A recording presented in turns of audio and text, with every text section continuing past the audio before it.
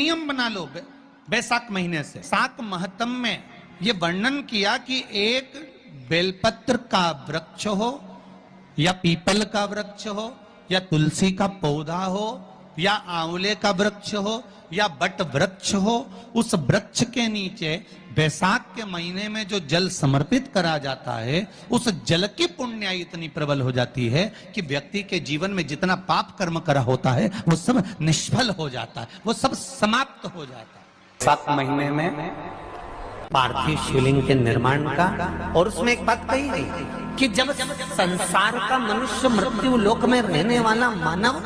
मृत्यु लोक में रहने वाला मनुष्य मिट्टी के शिवलिंग का निर्माण करता है, पार्थिव शिवलिंग का निर्माण करता है, और जिस घर में पार्थिव शिवलिंग का निर्माण होकर उसकी पूजन होती है, घर का सदस्य उस पर अगर एक बूंद जल समर्पित कर देता है तो जितने घर के सदस्य होते हैं उस पार्थिव शिवलिंग के निर्माण को करने वाले होते हैं, पूजन करने वाले होते हैं, उनको 6 महीने तक किसी बड़ी बाधाओं को झेलना नहीं पड़ता, वो दुख अपने आप कट जाता है।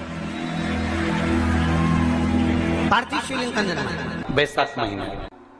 बैसाख के महीने में मिट्टी के पात्र में जो रात्रि भर जल रखा हो, मिट्टी के पात्र में, अगर आपके पास में घड़ा हो, हंडा हो, नी हो, तो दिया हो, दीपक हो, कुल्लड़ हो, कोई भी तुम्हारे पास में जो मिट्टी का पात्र, उसमें जल भरना। वो जल बैसाख के महीने की किसी भी सोमवार के दिन, किसी भी सोमवार के दिन, बैसाख महीने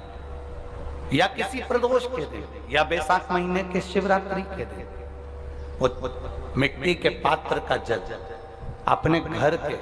प्रत्येक व्यक्ति का स्पर्श कराकर उस मिट्टी के पात्र के जल को तांबे के पात्र में डाल लीजिए और घर के प्रत्येक व्यक्ति का स्पर्श करा लीजिए और शंकर भगवान पर कुंदकेश्वर महादेव के नाम से समर्पित करिए। कुंदकेश्वर महादेव। कभी जीवन में पीछे पलट कर देखने की जरूरत नहीं पड़ेगी, आप उन्नति की सीढ़ी की ओर बढ़ते चले जाओगे। बैसाख महीने में मिट्टी के पात्र का जल भगवान शंकर को समर्पित होना चाहिए, उसका सुख हमारे जीवन को एक आनंद फल प्रदान। जैसे कहते हैं ना, कोई अच्छा मिले ना मिले, धन मिलने से कोई भाग्यशाली नहीं होता, सत्ता मिलने से कोई भाग्यशाली नहीं होता, वैभव मिलने से कोई भाग्यशाली नहीं होता।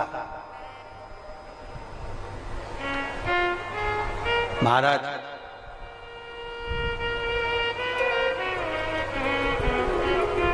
धन मिलने से कोई भाग्यशाली नहीं होता, वैभव मिलने से कोई भाग्यशाली नहीं होता, सत्ता मिलने से कोई भाग्यशाली नहीं होता, बड़ा मकान मिल जाने से कोई भाग्यशाली नहीं होता। शिव महापुराण की कथा कहती है, अगर 2 सही मिल जाएं तो तुम्हारा जीवन सफल हो जाए,